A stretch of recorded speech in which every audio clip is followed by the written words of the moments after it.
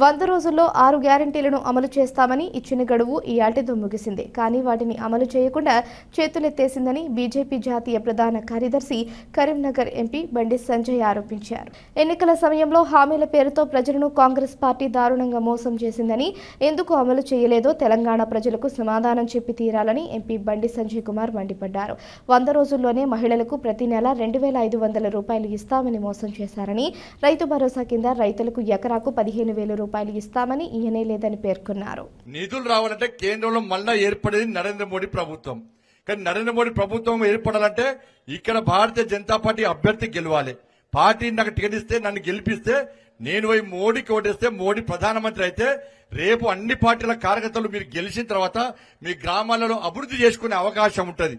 మీరు ఏదో పట్టింపులకు పోయి మీ పార్టీ మా పార్టీ అని మనం కొట్టుకుంటే ఇవాళ నష్టపోయేది మీరు. గెలిచాక మీరే నష్టపోతారు.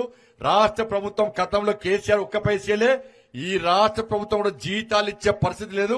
ఇది ఎన్నికల నెల కాబట్టి ఈయన పోయిన నెల జీతాలు ఇచ్చిర్రు, ఈ నెల జీతాలు ఇస్తారు.